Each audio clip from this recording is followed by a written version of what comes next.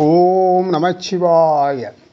விபூதியின் மகிமை நமச்சிவாய சொல்பவர்களுக்கு தெரியும். மந்திரமாவது நீரு, வானவர் மேலது நீரு, தந்திரமாவது நீரு, சமயத்தில் உள்ளது நீரு என்று விபூதியின் சிறப்பு சொல்லப்படுகிறது. ஆனால் வெள்ளை மண் விபூதியானது எப்படி என்று உங்களுக்கு தெரியுமா? தில்லையம்பதியான நடராஜர் நர்த்தனமாடும் சிதம்பரத்திற்கு 20 கிலோமீட்டர் தூரத்தில் உள்ளது மருதூர். வயல்கள் சூழ்ந்த இந்த மருதூர் கிராமம் இந்த உலகுக்கு தந்த வரமே ராமலிங்க அடிகளார் என்ற அருட்பிரகாச வள்ளலார். ஏழைகளின் பசியை போக்கும் ஜீவகாருண்யம் என்ற அன்பான வழிபாடே கடவுளின் அருளுக்கு நாம் பாத்திரமாக ஒரே வழி. இதுவே இந்த உலகம் உய்வடைவதற்கு வள்ளலார் காட்டிய வழி.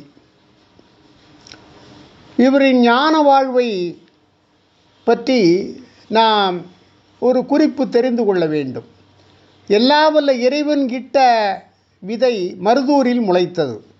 சென்னை திருவொற்றியூரில் செடியானது.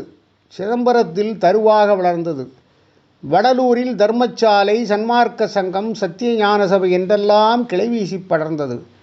கருங்குடியில் மலர்ந்து மனம் வீசியது. மேட்டுக்குப்பத்தில் பழுத்து கனிந்தது எனலாம். அருளிறைந்த வள்ளலாரின் வாழ்க்கை அற்புதமானது. சென்னை திருவொற்றியூரில் அவர் இருந்த காலம் அது. அங்கே கடற்கரையில் நீரலைகள் ஜருகையிடும் வெண்மணற்பரப்பின் தண்ணிய சூழலில் சிவஞானி பட்டினத்தாரின் சமாதி உள்ளது.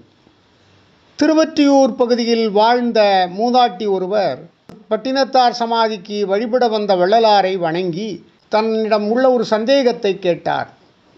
ஐயா, மணலெல்லாம் வெந்நீரு என்று பட்டினத்து சுவாமிகள் இந்த ஊரை புகழ்ந்து பாடியுள்ளாரே, தங்கள் கருத்து என்ன? உடனே வள்ளலார் அந்த மூதாட்டியிடம் சந்தேகம் வேண்டாம், இதோ பாருங்கள் என்றபடியே ஒருபிடி மணலை எடுத்து கொடுத்தார். வெண்மணலே வெள்ளை வெளியேறென சொல்லும்படிக்கு விபூதியாக மாறி அந்த மூதாட்டியின் கையில் சின்ன சின்ன சிவலிங்கங்களாக காட்சியளித்தன. அந்த மூதாட்டி வியந்து போனாள்.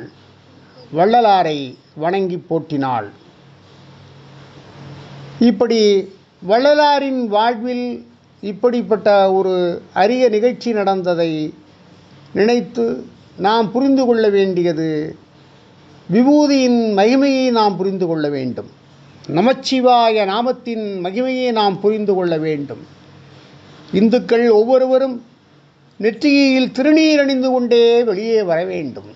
அது நமது பண்பாட்டின், கலாச்சாரத்தின், பக்தியின் சின்னம் என்பதை உணர வேண்டும்.